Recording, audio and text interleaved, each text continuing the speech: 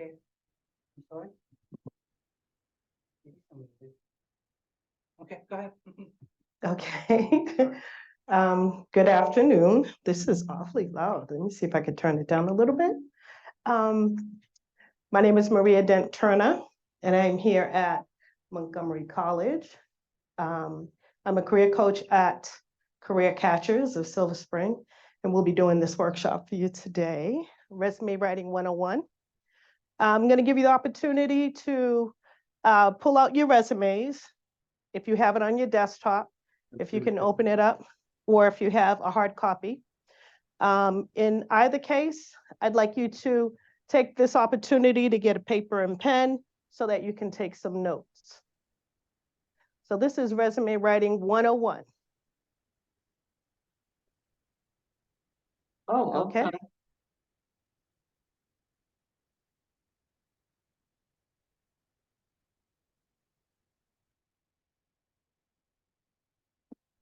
Here we go. So I hope everyone has their tools together so that you can take some notes. So again, this is Resume 101, presented by Career Catchers for Ignite Hub at Montgomery College. So let's see, there I go. Hello, everybody.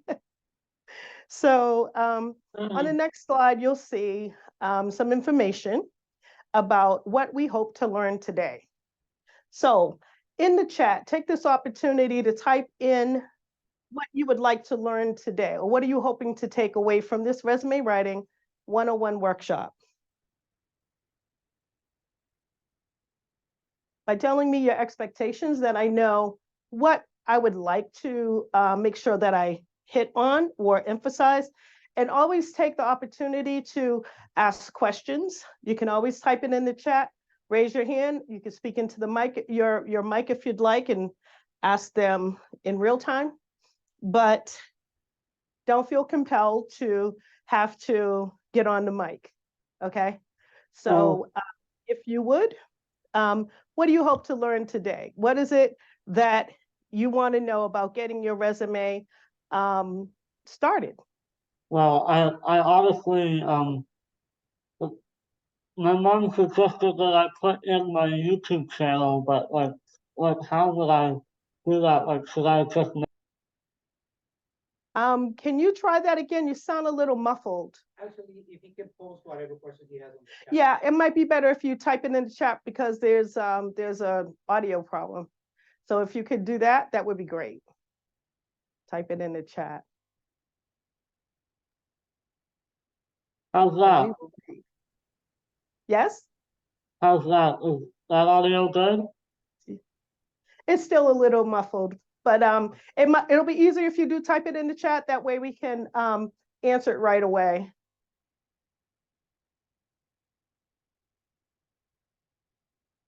Any other takers? What would you like to know about writing resumes in 2023? Okay, well, while you're doing that, I'll tell you what it is that I expect or hope that you'll take away from what you'll receive today in this workshop. So if you go to the next slide, these are our objectives. So you've come with your objectives.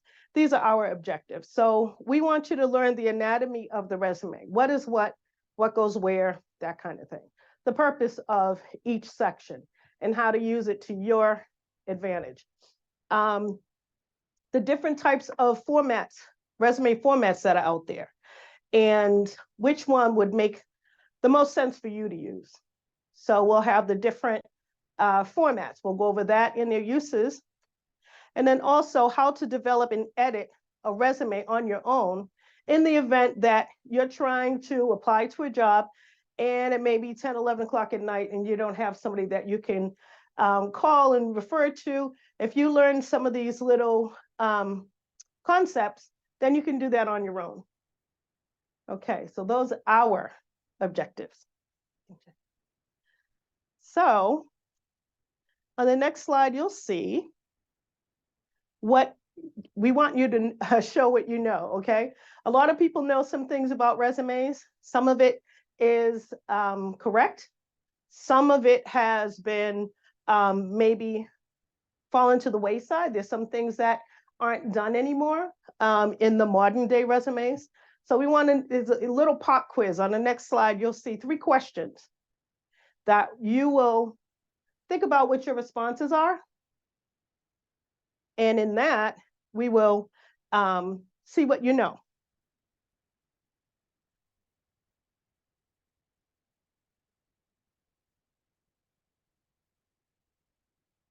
Okay, so you can go to the next slide. There, so show what you know. On an average, how much time does an employer or a recruiter spend reviewing a resume? There are your options. 5 minutes, 30 seconds or less, 2 minutes. Think about your answers. If you want, you can type them in the chat or you can write them down so you'll remember what it was that you chose. Okay. Question 2. It's best to use a general resume so you can apply to as many jobs as possible in less time. A, that's true. B, that's false. C, maybe. Okay, those are your options. True, false, maybe. Okay, and question 3. It's not important to include a professional summary in your resume. True, false, maybe. Okay, so those are the 3 questions. And in those 3 questions, you have, I hope, thought about your answers, and let's find out if you were right or not. You can sit anywhere. If you have your resume, you can pull it out. Okay, so the next slide shows the answers. So on average, an employer spends 30 seconds or less, an employer or a recruiter. A recruiter does this all day long, right? So they can go through your resume in less time than that. To a recruiter, time is money. Recruiters have the employer's ear. The recruiters have your resume, right? So they have the power to decide if they're going to push you on to the next person or if they're going to trash it, right? And they can get through your resume like that because they're looking for certain things. So sometimes more is not better, okay? Because they will spend, and actually on average, it's like more like 7 to 10 seconds is the average time an employer or a recruiter will spend reviewing your resume. They're not reading every single word.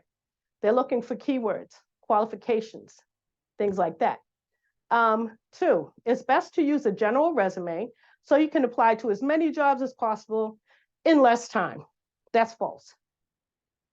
The reason is that employers may have some general requirements of that position, you know, but they also have their specific, unique requirements. And if your resume is not speaking to that job posting, then you're getting lost in the sauce. So when you are creating your resume, you should have a resume for each of the types of jobs you're applying to. So if you're able to teach, you'll have an academic resume, academia resume, right? If you possibly can teach healthcare or something like that, you may have some experience in healthcare. That may look slightly different than your academic. You're going to have to add some healthcare in there. So you have to think about what the employee is looking for because this is your marketing tool. You're selling your skills, right? And you're convincing the employer that you have the ability to do the job that they're asking for. So your resume should speak to that job posting, right?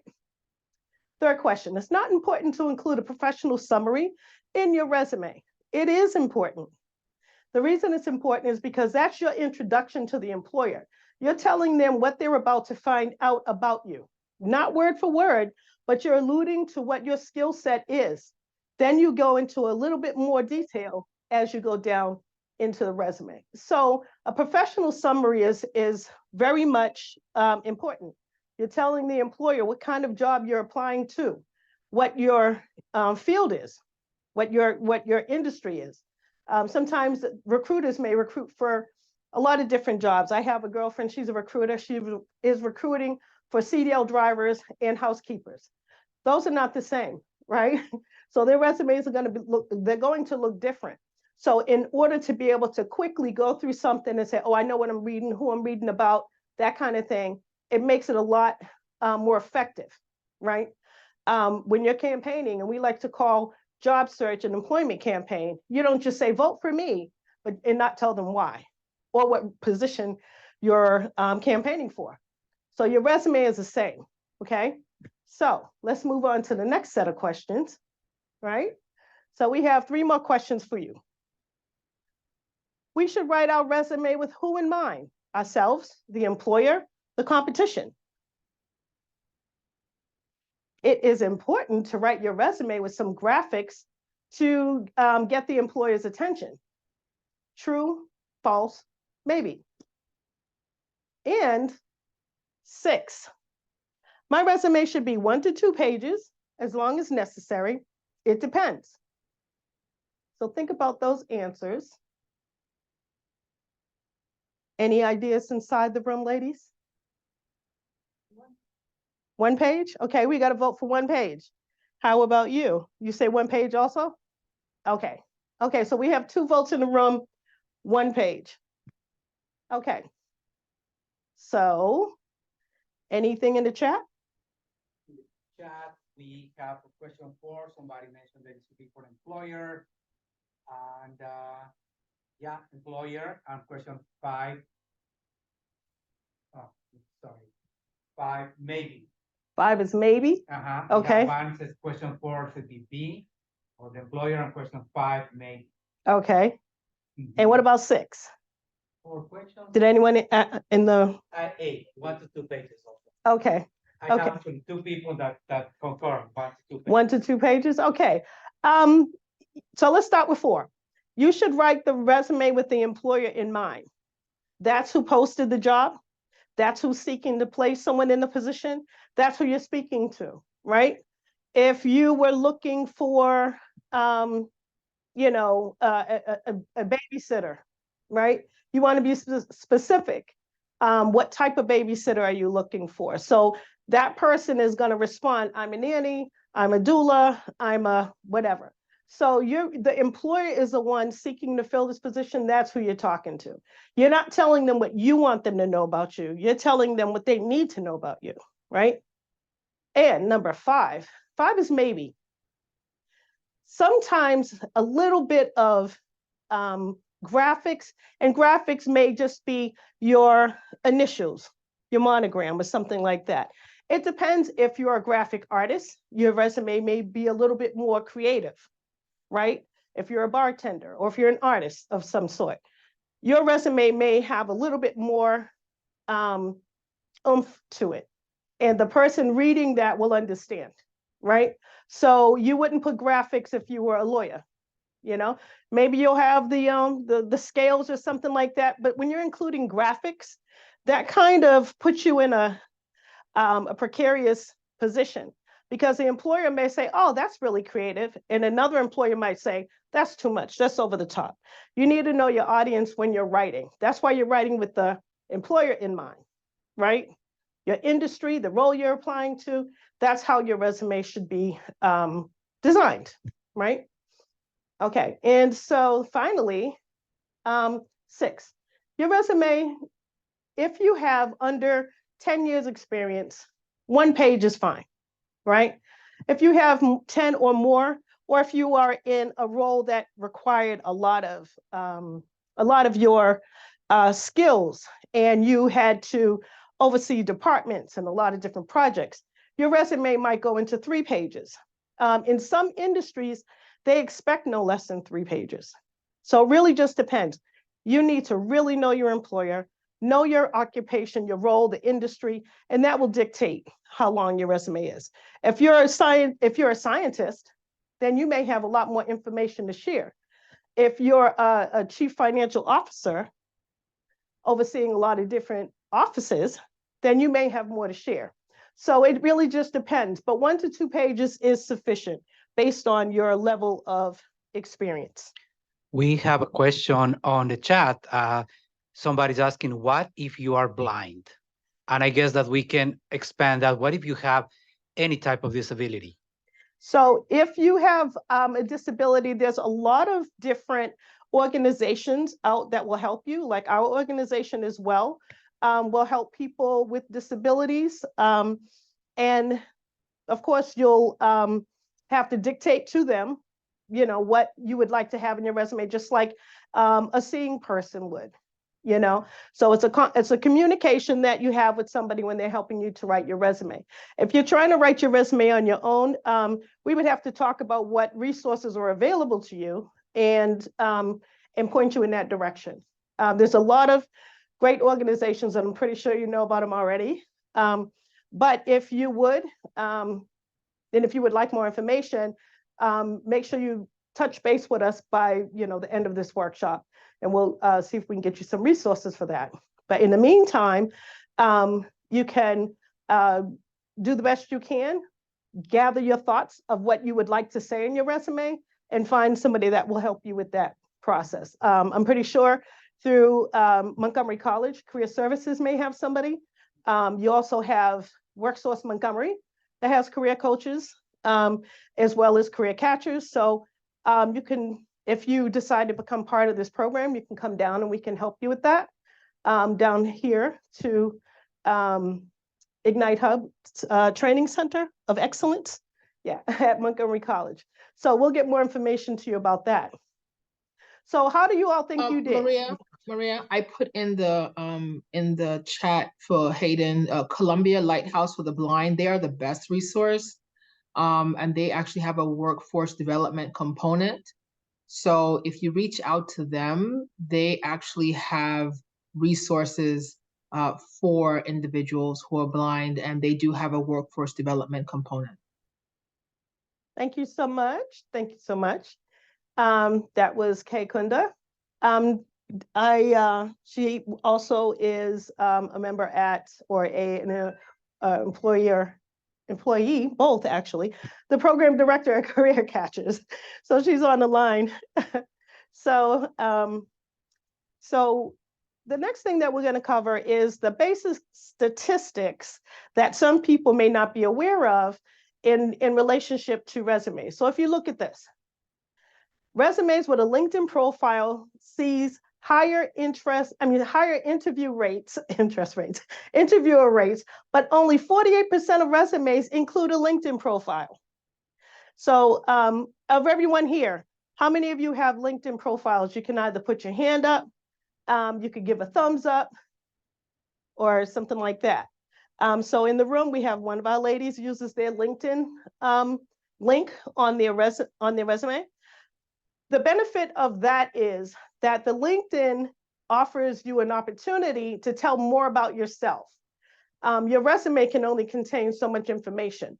As I mentioned, employers and recruiters will stop reading after about 10 seconds, you know?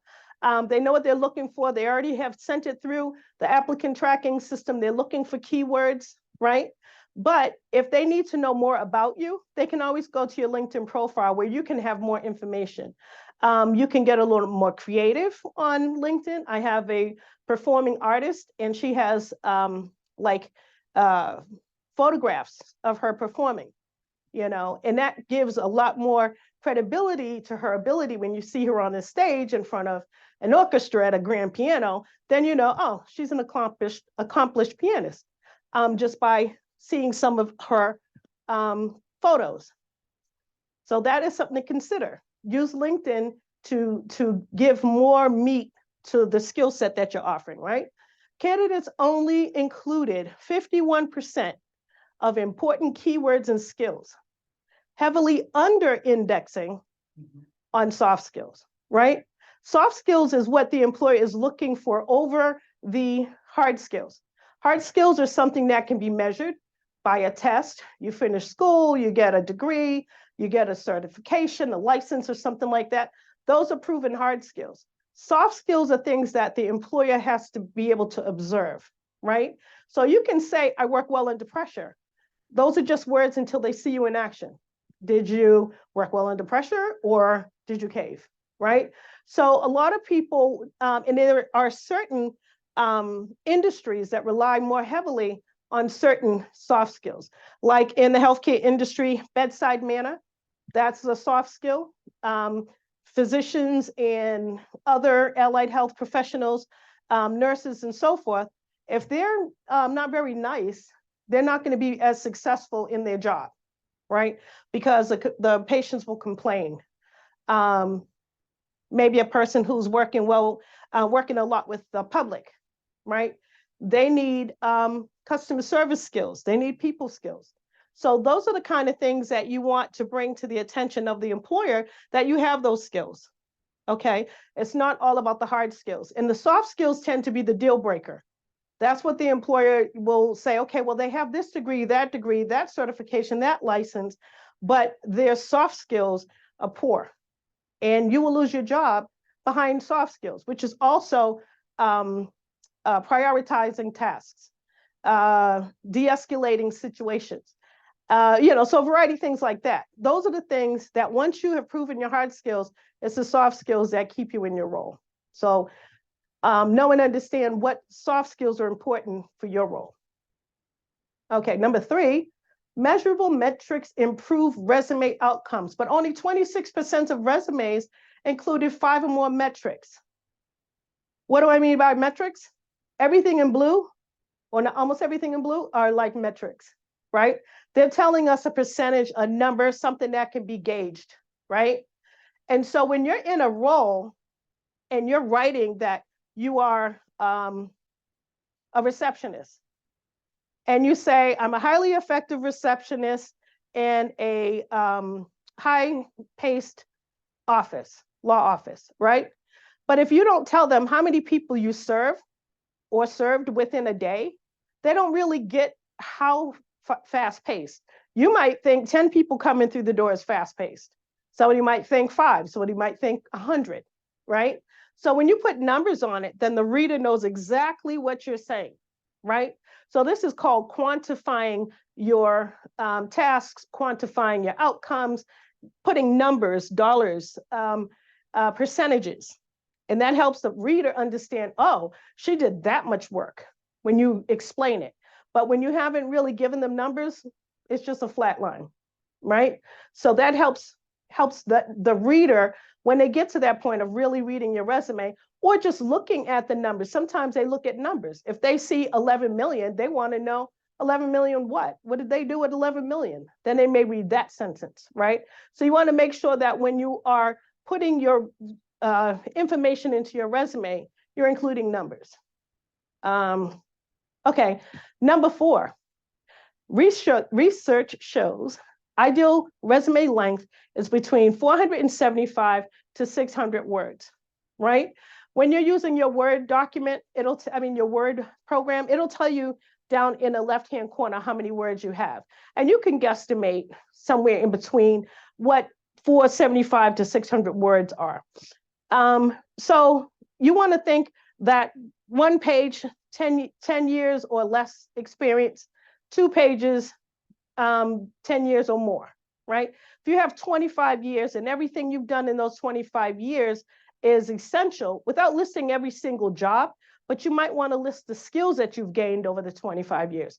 That might be a little bit more extensive. And the 5th one, fluffy content takes away from a resume's value. That's saying too much, trying to be fancy, trying to be really verbose to give the impression that you have an excellent command of the communication tool. However, sometimes you say too much. Sometimes the sentences are too long. Sometimes people use a lot of catchphrases that is unnecessary. They don't need to hear buzzwords, cliches, or incorrect pronouns. Okay, you should not speak in the first person in your resume. You should not, so it's always as if you're reporting something, not your firsthand account. Okay, we'll get into that a little bit more. So those are some statistics that you should bear in mind, that what's important are using metrics, remembering your soft skills and listing a modest amount of those. Also, you look at the length, your experience and what makes sense, and try to stay away from, fluffy jargon. So you can go on. Okay, now we're going to get into the anatomy of the resume. So on the next slide, we're going to talk about the contact header. You see this simple yet effective heading. It doesn't have Joseph Schmo, and it doesn't have 123 Main Street on the next line. It doesn't have Oxon Hill, Maryland on the next line, and then the telephone number on the next line. Some people will stack this information, and that is a complete waste of space, right? That gives you more of an opportunity when you're condensing this contact information. That frees up at least 4 more lines in your resume that you can say something way more effective, right? So they don't need to know your address. That's one of the things people do not need to include in their resume anymore. No one is going to write you and say, hey, sorry, but we're gonna go another way. They're not gonna write you. They don't need to know your physical address until they decide to hire you, and they'll get it from you then, right? They're either gonna call you or email you. In some cases, people don't even put city and state. They just have the name, phone number, and email and LinkedIn. Thank you so much.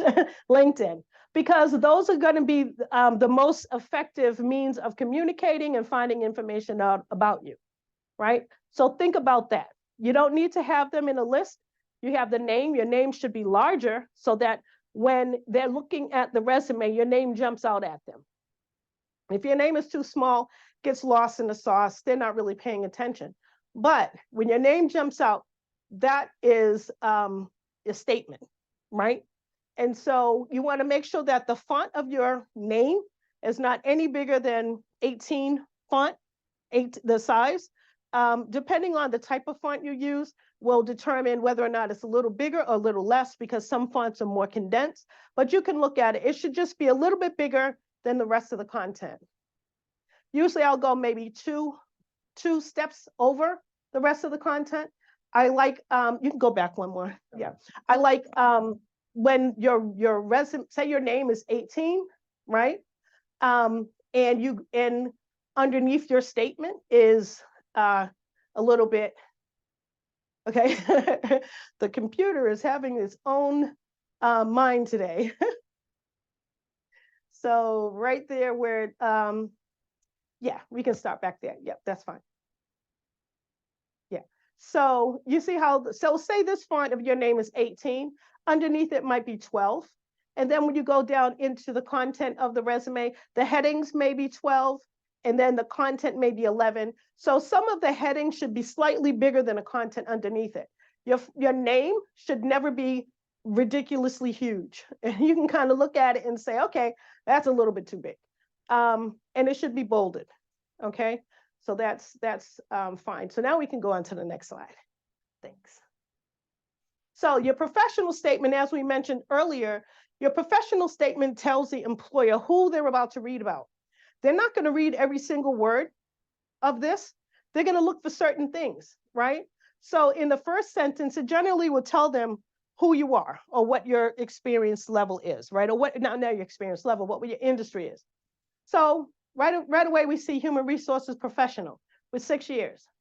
They may skip down and see, okay, well, what else in here might be interesting to me? There's the basic stuff, knowledge of principles and procedures for professional recruitment, blah, blah, blah.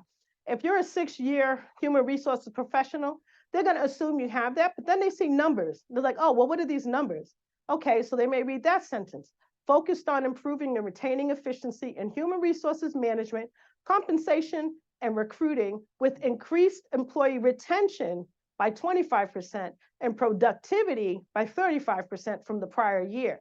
So they're telling this reader that they're an effective human resources professional with 6 years experience. That's basically what they're going to glean from that, right? And so once they read that, they say, okay, let me see what this person is about.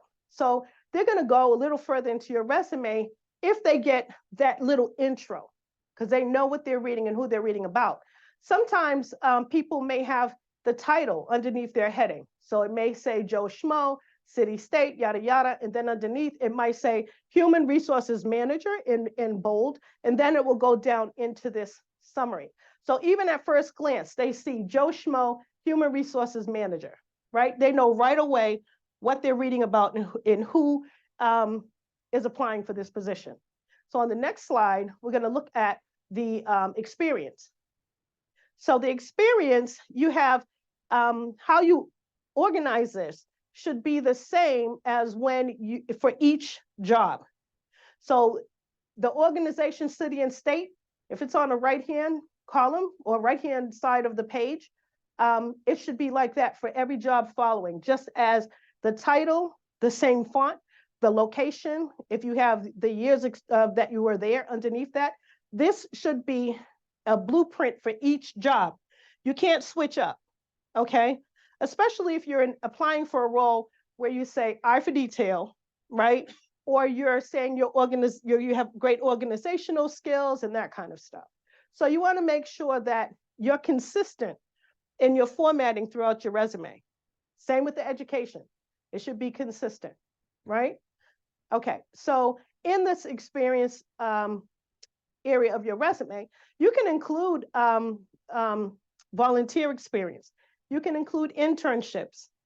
You're talking about experience, right? And when you use the word experience, that's more encompassing to include things like that, paid and unpaid experience, right? And if it's something that's beneficial to the role, then use it, put it in there, you know? If it's a skill that you've gained and you were able to hone those skills, give yourself credit for it, especially if you were like, say you're applying for an administrative role, and you were the president of PTA, and you did fundraisers, and you had events that you planned and things like that. So those are skills that can be applicable to the role you're applying to, right? In some cases, if it's altruistic and you just want to show that you have a giving spirit, you can put that at the bottom. Some people will include interests at the very bottom under education, and they'll put some of their interests, you know, and that kind of gives the employer an idea of the kind of person that they're working with. You know, they're giving, they're servants, you know, they are altruistic, you know, so in their creative or whatever, you know. So some people like to do that to give their resume a little personality. But if you're writing a cover letter, you can also do that effectively in a cover letter. So you include paid work experience, unpaid work experience. You want to include job titles, dates of employment, organizations, name, city, state, and any unpaid or paid experiences you've had. And don't just list the duties. We were talking about how you can make your resume stand out, right? Make your resume a little more effective. So you want to think about how you can quantify, like I was saying, the percentages, the numbers, and the dollars and things like that.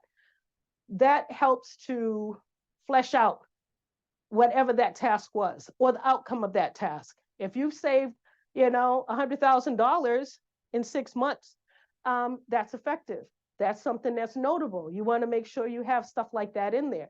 Don't just say, I was a cashier, I answered the phone, not answered the phone. Okay, let's say receptionist. I answered the phone, I greeted clients as they came in, I processed the mail. Those kind of things they may assume a receptionist does. But if you were to say that that you were to have been part of a project outside of your regular receptionist duties, if you were responsible for heading up a project, that's something interesting that a typical receptionist may or may not do, right? So think about some things that you did in your job that you rocked at, something that somebody will read and go, oh, wow, they did that? They did that in that job? Okay. And that you know, as they're reading on, they realize that you bring a lot more to the table than the average receptionist, and that you are the kind of person, maybe a go-getter, you know, maybe the kind of person that can deal with multiple tasks at one time. So that's why you want to tell them more about the highlights that you did in your job, not just the regular mundane things. It's like saying, I was a babysitter. I babysat kids. I fed them. I kept them alive. I changed the pamper. They assume that because otherwise you'd be on the news. So you want to make sure that when you're writing about what you did, in addition to the general things, that's why your resume doesn't have to be 100,000 pages. If you're focusing on your accomplishments and the outcomes and the impact that you had on that company in that role, that's what the employer will read and go, oh, okay, we need somebody like that working for us. That's what you want them to see, not I bagged clothes. I processed inventory. Well, if you did process inventory, how much? Was it $1 million worth of inventory in one day? That's impressive. You know, you might want to put that down, but you're not just going to say processed inventory. What did you do? How did you do it? When you write those statements, ask yourself, well, so what? Why does the employer care to know this? You have to make sure that you're driving home why they need to know that, right?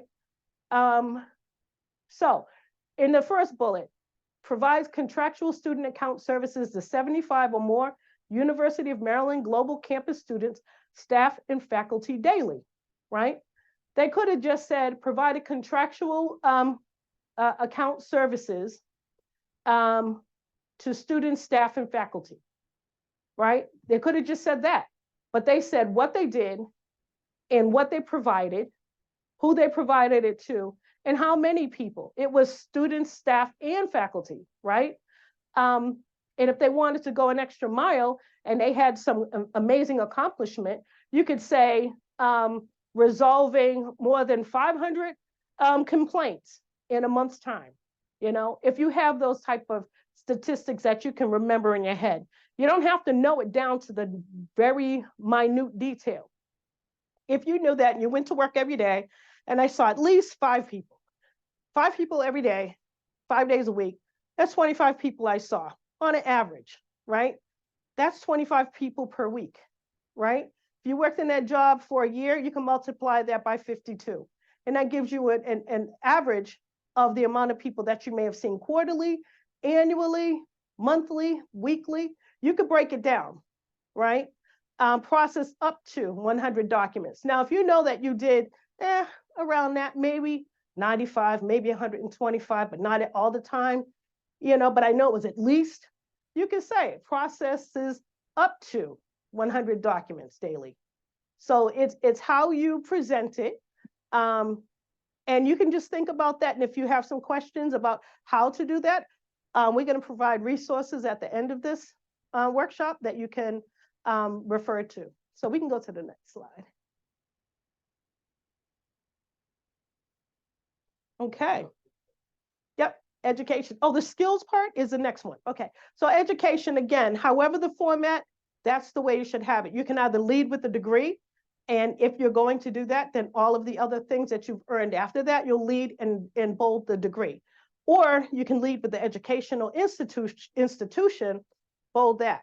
So if you went to MIT, Harvard, and you know, Yale or whatever, you might want to lead with the school, right? If you have a PhD in bioscience and you have a bachelor's degree in biology, you know, you may lead with what those degree majors were. So highest education generally goes first.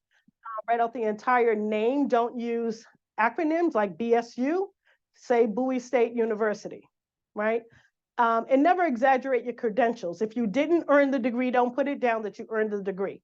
If you left before you finished, you can say that you are, if you're in the process or intending on going back, you can say anticipated date of graduation at a certain time. But if you went to school 10, 15 years ago and you put down that you're still a current student, that's exaggerating, okay? So you wanna be mindful of that. And only include relevant certifications and training. So I had somebody changing careers. They were a CNA. They had certifications in the CNA, but they're going into IT, right? They're not going into health information systems. They're going into cybersecurity or something. That CNA, those certifications are not going to lend any credible experience for that role. If you want to include and get credit for it, you could mention it in your cover letter, but it wouldn't be sensible to put it under education because then the employers may think, oh, these guys don't know what they want to do. They've been in healthcare, right? And then there's ways that you can look at what you've done in healthcare that may lend itself transferable skills to an IT role. Excellent customer service. You know how to use databases and things like that. You can record and report incidences and things. So that could be some things you've done in healthcare that can relate to IT, but the certifications generally will not will not benefit you. And that's a case by case. You can look at it and see how you can spin it, but see if that will be something that the employer needs to know. If not, use that space for something else. If you want to add more training to your resume, there's a lot of free online learning centers that you can do Microsoft Word, Excel, a variety of different trainings. So if you want to look at some skills you can gain to add, you could do something like that and add that to your education and training. We have a question about it, the education section online, and Jonathan is asking why the education section does not have dates, or I guess that the question should be, should it include dates? A lot of times when we put dates on resumes, it dates us. It gives the reader an opportunity to look at things that are not relevant. If you earn that degree, you earned the degree. It doesn't expire. If it's something that expires, like a license or something, you might want to say when that license expires. But for the most part, when you graduated from college is not relevant, right? It also gives them an opportunity to profile. So I had a client, he graduated from college in '76. He put that down on his resume, and every year, every training he took after that, he had all the dates. So they're going 76, 86, 96, there's 2006, you know, and then they're counting all the years and they're saying, oh, this dude is old. You know what I mean? I don't want this guy working for me. They totally lost sight of what he put in his resume regarding his education. Now, of course, the person who would do that is, you know, they're a little suspect, but it's human nature. We draw conclusions. That's how we stay alive. Some of us Maria, are can I also add on to that? others, but you want to make sure that the dates and things are, like I said, they're not relevant, and it keeps the person from starting to make speculations. Did somebody say something? I thought I Yeah, heard. Maria, can I just add on to that? I just wanted to say that to piggyback on what Maria said, but also one of the reasons why some people, Jonathan, put the dates, especially when you're graduating, if you're a recent grad, we do encourage you to put your dates if you're a recent grad. So Maria's example was definitely giving an example of somebody who had graduated over 10 years. So the rule of thumb is like if it's over 10 years, if you graduated over 10 years ago, you don't have to put the dates because of the very reasons Maria explained. Sometimes people will judge you based off of, you know, the dates that you put. So what is often encouraged is if it's under 10 years, then you put, if you're a recent grad, you definitely want to put that you graduated recently. So for more recent grads and under 10, you want, you know, you have definitely an option of keeping your dates. If it's over 10 is when we really encourage people not to, because unfortunately, there are some people who will judge individuals based off of the dates in which they graduated, as opposed to, as Maria stated, the content that is in the resume. So I just wanted to give that clear distinction. Thanks. Okay, and we can go to the next slide because I think we're running short of time. So skills, the skills section, as I mentioned, these are can also include hard and soft skills. So this area right here, the key skills for the position that this person is applying to is probably a media role or something. So they listed their social media, the content editing, Microsoft Office, Word, Excel, so forth, WordPress, and then graphic design. And so these are the type of skills that you could put right under your profile. So you have your contact information, you'll have your professional summary, and underneath that, you could put key skills include, or you can put qualifications. So the titles in that area are kind of interchangeable, but the reader knows what they're reading. So some people may say skills, knowledge, and abilities. They know that you're bringing to their attention the skills that you're bringing to that role. So again, know your job. Read the posting. What are they asking for in the posting? If they're asking for people who are social media savvy, And that maybe that's all they say, or they may literally say Facebook. You want to make sure that you're using the words that they're using in their posting, because the applicant tracking system will be looking for certain keywords. If they need somebody who has Twitter, Facebook, Instagram, and these types of social media, then the applicant tracking system will pick up on those. And then that's when it goes to a human to review, and they can go over that in 7 seconds or so, or they may pick through it a little longer. It's up to them.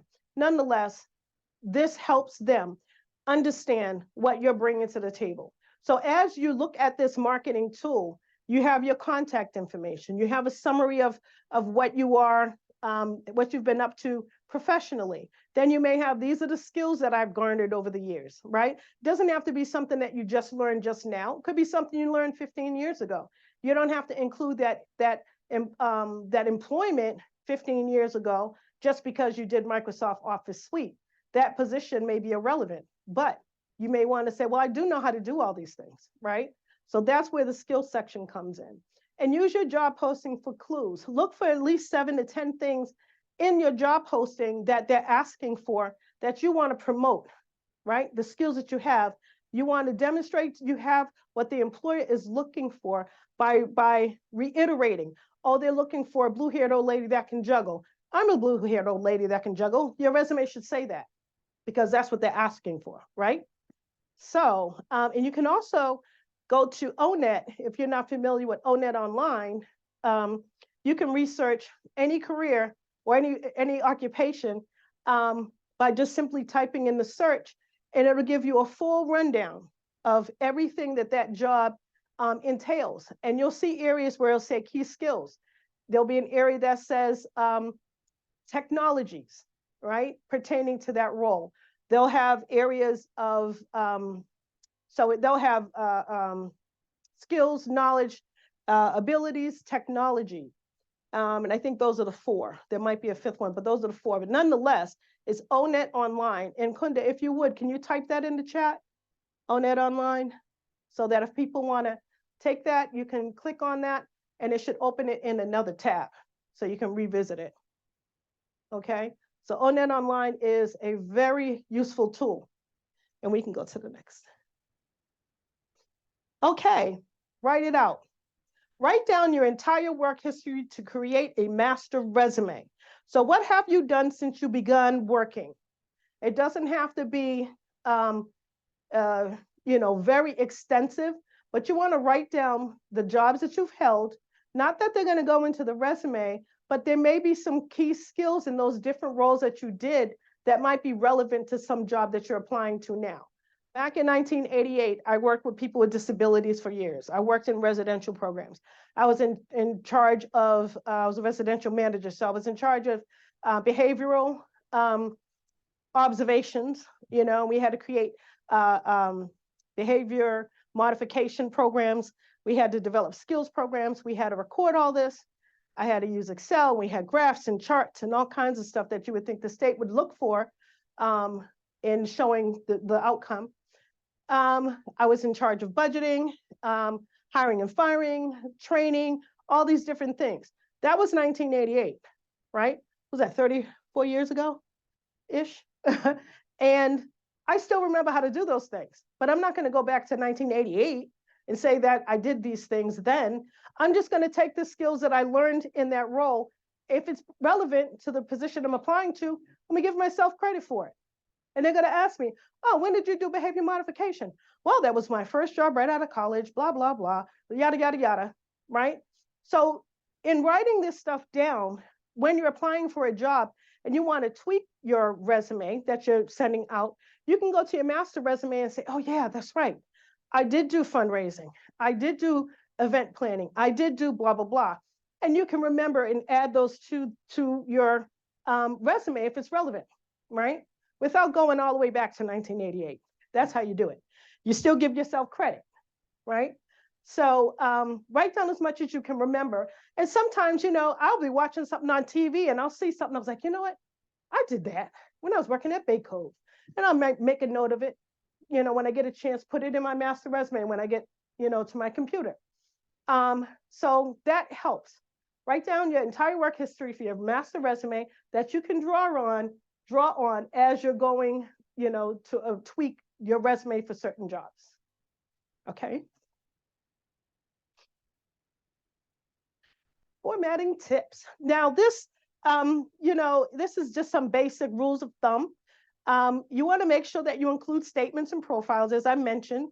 It helps the reader know what they're reading about, who they're reading about, and what skills you have. Use bullet points. Writing in paragraph is hard for a person to go through and know what is important. When you bullet something, then you're telling them this is important. This is an organized message that I'm giving you. So when you put it in a bullet, your statements are being focused and concise, right? And being consistent. I mentioned the format, the font, that type of thing.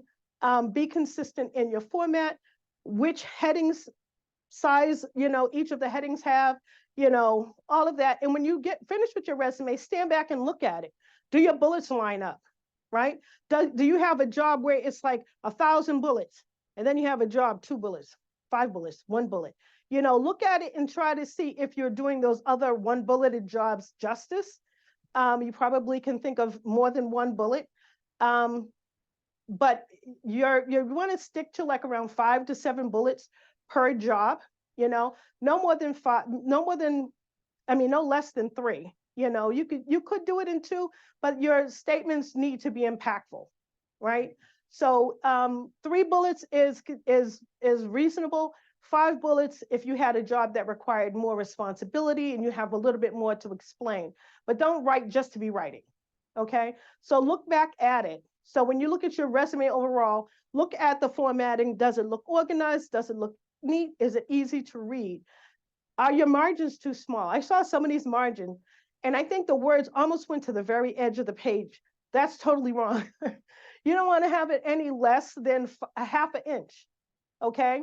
So when you're when you're writing your resume, look at the top. Does the heading, the margins around the heading, the sides and the bottom, does it look like a neat frame? Is it centered? Is it to one side? Those kind of things. You want it to be visually pleasing because this is your tool. This is your marketing tool. And if your resume doesn't look appealing, then the person reading that immediately might think, oh, they really don't care about this resume. They don't have an eye for detail. They must be rushing. They're spending more time at wondering what's going on with this resume rather than reading your resume. And if it doesn't look like an organized document to them, they may not want you to work for them and they may just get rid of it, even though you might be the perfect candidate.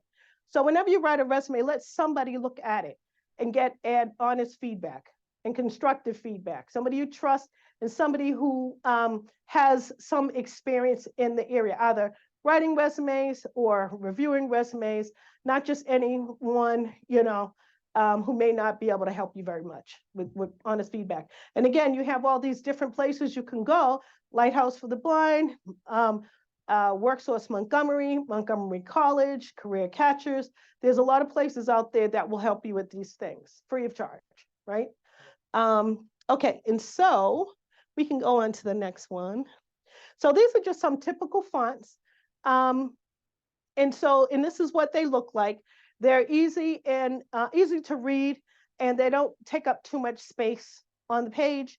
And they will transfer if you are, like some people may use Google Docs. And sometimes when you download a Google Doc and you look at it, it might be a little jumbled. It's good to do it in PDF format when you are sending your resume out. It's not very advisable to do it in Word and send a Word document because something may get misplaced, moved around through the transfer. The PDF will lock everything into place and it'll look to them the way that it looked when you sent it. So these are some fonts you want to think about. Okay. Yes, thank you. And so studies show what makes a good resume. So this is a study that was a eye tracking study, and they tracked the eye movement of recruiters, employers to see what they spent the most time on. And you can see at the top of the resume where it's red, they spent a little time on the heading. You see the section underneath that is the professional profile. So they're not reading word for word. They're just perusing, right? They're just going back and forth. And then they go down the side to look at jobs and employers, if that's where they have the employers. Most people will have their title on the left-hand side, usually consistently. So when you go down, you know, they're reading the titles and who you work for. They get a little piece of that job. Okay, well, they did this in their most recent job. And then as you go down, they spend a little time at the bottom. And it's like in an F pattern or E pattern. And that makes it easier for them to go through that resume quickly. If your resume is difficult to read and they're spending a lot of time on it, they may quit before they've read everything, or at least gone over everything. So it's better to make sure that you're using a consistent type, and they appreciated the resumes that we're about to look at when we go to the traditional resumes. They prefer the traditional resume because everything is usually where they expect to find it. When people use fancy templates, sometimes they don't know what they're looking at, where they're looking at it, and some people think, oh, they'll spend more time reading my resume, but they may spend more time in a negative way. It's like, oh, this is too much work. Next, remember, recruiters get paid, you know, time is money, money is time. So you want to make sure that you make your document easy to consume and not to confound, right? Use clear fonts, they love mission statements, which is professional profile up top. When it's in the E pattern type format, made it easier for them to get through that document. So you can go to the next one. So this is one of the documents. This is a chronological. So you have, as I mentioned, contact information up top, overview, professional profile, career summary, whatever you want to title it. They know what they're about to read there, right? And then you can go down into the experience, and you have on the left-hand side, this one in particular has the company and the title and all of that particular information in that one area. Then underneath they have the skills that they performed, and then the education down at the bottom. So this is a typical chronological. And this is really good when you have a consistent work history and you're showing your consistency. So this is, and this is what most people use, even though they may need to use a different format. This is the traditional, the chronological. So if you move on to the next slide, you'll see the functional forces them to look at the skills. So you have the name, contact information, so forth. Then you have a skills summary. You know, they know that once you get down below the contact, you're giving them something that they need to focus on or look at. This is your summary of what you're offering. And down below is where you got that skill set from, right? So the, excuse me, the job, I'm sorry, let me get some water. So the functional resume is good for people who may have gaps in their history. So if you have gaps, you're telling the employer that there are, you know, maybe legit reasons, right? We have ways of addressing gaps in your work history, but the functional resume gathers all of your skills together for them to look at. And this is what you want them to focus on, your professional accomplishments. And so this particular resume has them broken down into 3 areas. Like, you know, one of the areas may be management. The other area may be human capital, I don't know. So it may have certain areas that is relevant to the job. And then underneath, they show the positions in the companies they work for down below, and then the education. So it really forces you to look at the skills and not looking at dates so much. The downside to the functional is that when an employer sees the functional resume, then they start to make assumptions. Oh, why they're using a functional resume? Then they start looking for dates to see if that, you know, is relevant. Has it been, you know, a big gap in time? Functional resumes also are good for people who are changing careers.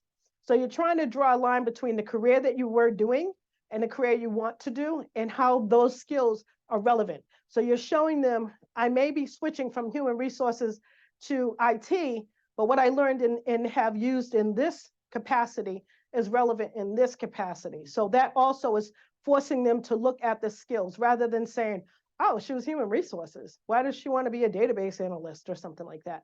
So that helps the employer to focus on the skills. And we can go to the next one. Now, what I particularly like is a combination, because a combination has both. So they're using the skills that you have as well as the experience to draw that line. So up top, you have your qualifications in summary, right?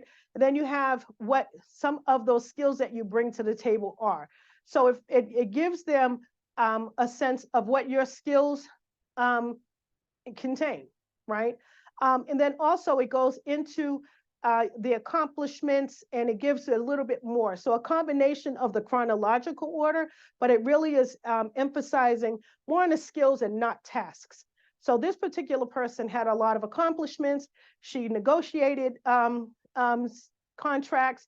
She did events, she organized events. She worked for high profile lawyers and so forth. So this is a combination of a focus on the skills as well as the chronological order. So I think it's the best of both worlds. So it really just depends. And when you meet with somebody or you do a little research, you'll find out which one would be best for you. So if you have a change in career or you have gaps in your employment, you could look at ways that you can fill those gaps by explaining what you did during that period. And so you can include that in your resume to fill the gaps and still follow along the lines of chronological. That could use a little bit of help from somebody who has written resumes to help you put that in the best light. And so the combination I do like, and that's pretty much how I was taught and how I write resumes, focusing on both. Then we're going to come around the bend. So far what we've talked about, are there any more questions before we move on?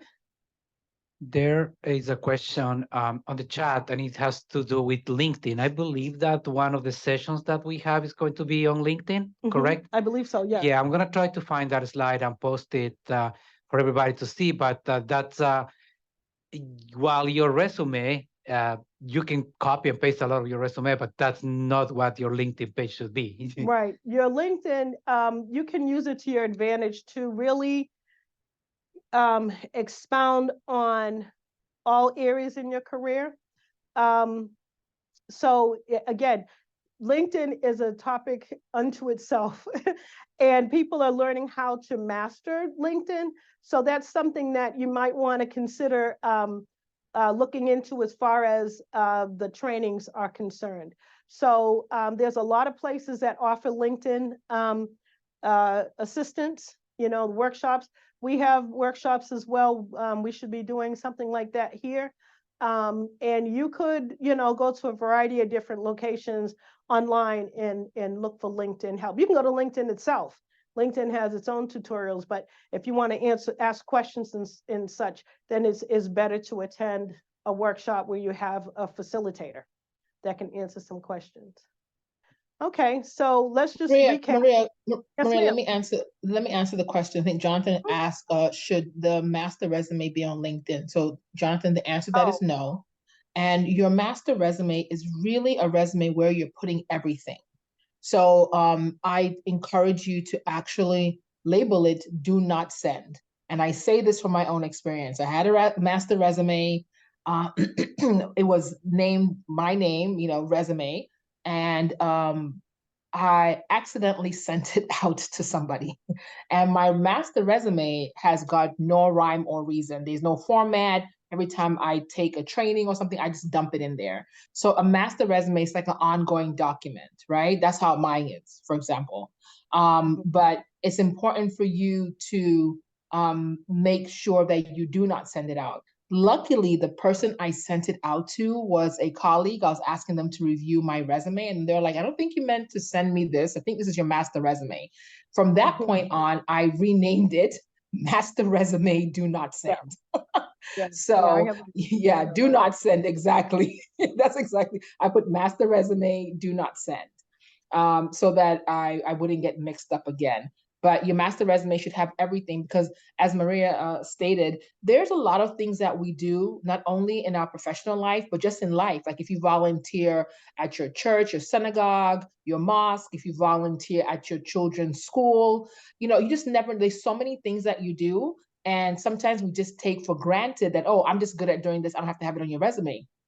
But as Maria indicated, you never know. There could be a job that might require you to have some skill that you are using maybe for the PTA committee that you're on at your child's school. Or, if you're part of, I see you're a cyclist. So maybe you're the chair of the cyclist committee in Montgomery County. You have to gather people together. You'd be surprised at so many things that we do in our personal lives, and we volunteer, and those are skills that can transition into our workspace as well.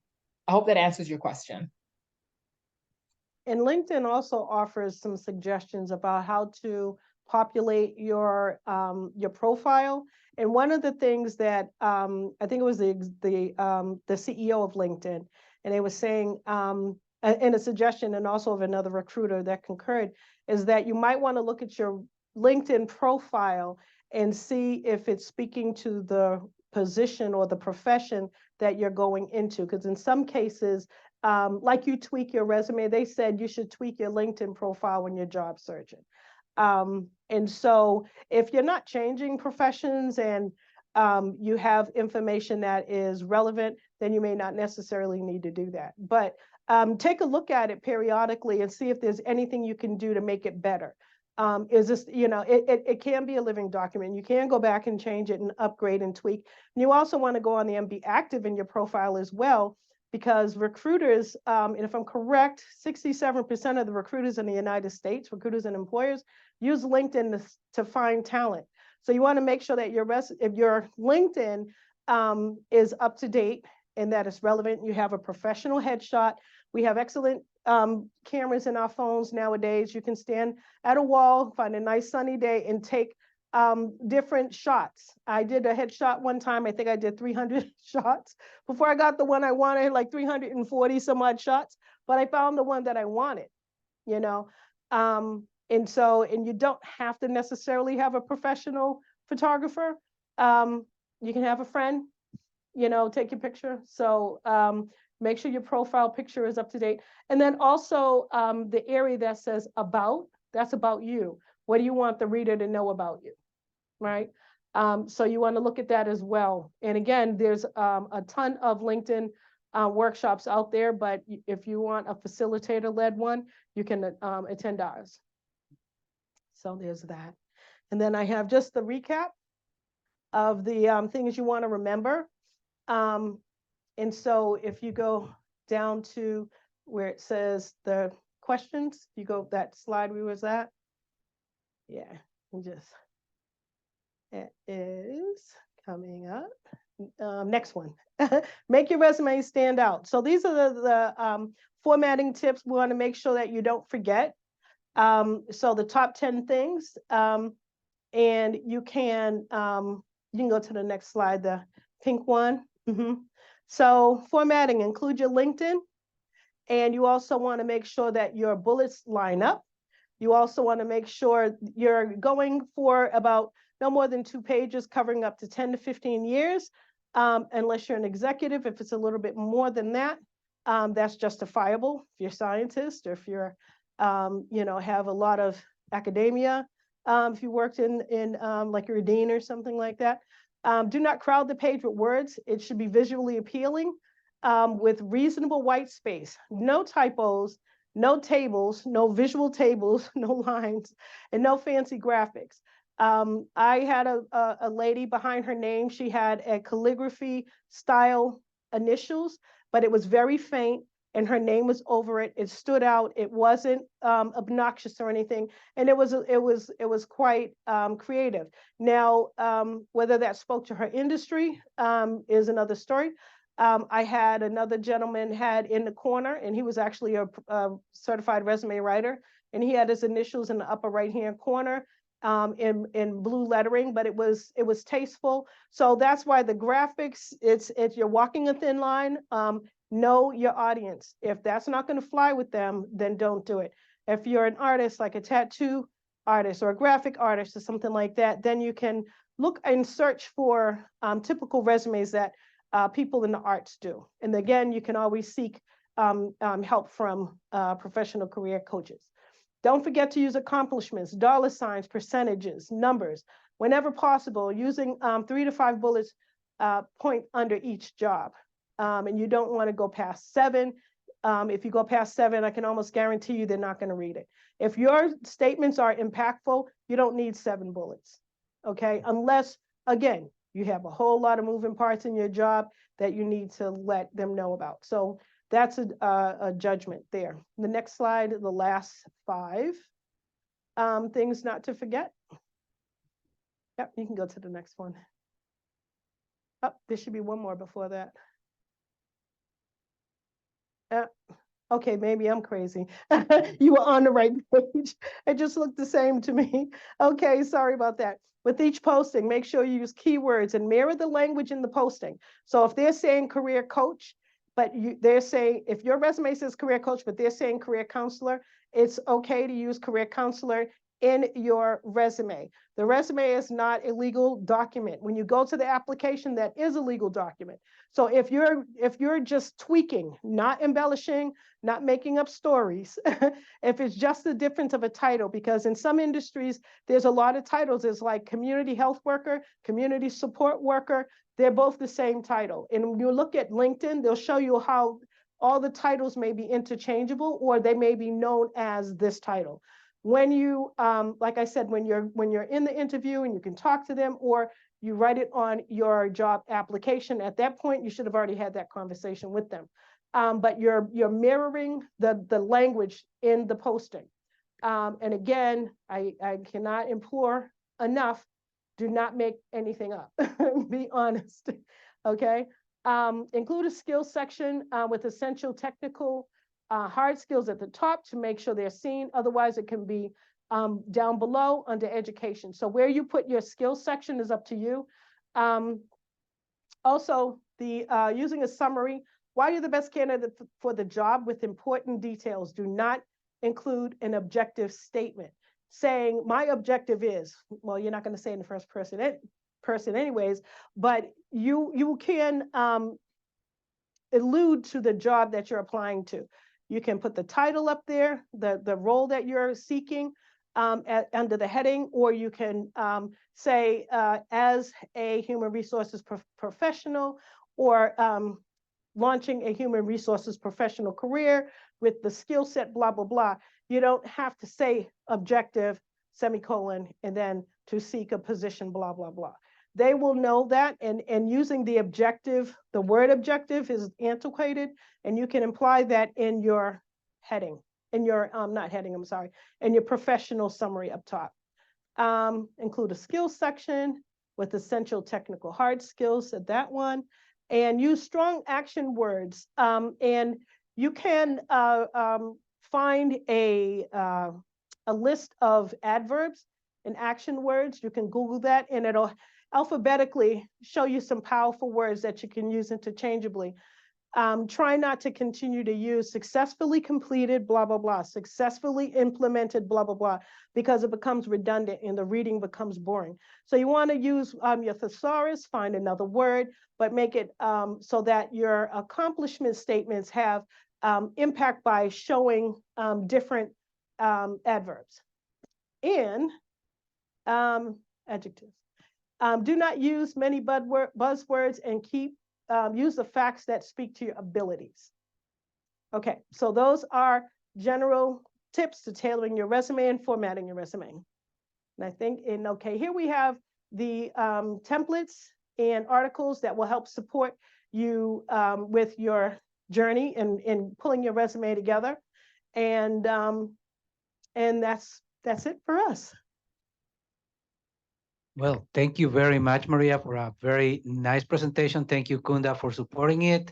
I'm going to leave this slide for a few minutes. I'm going to stop the recording right now. But I am going to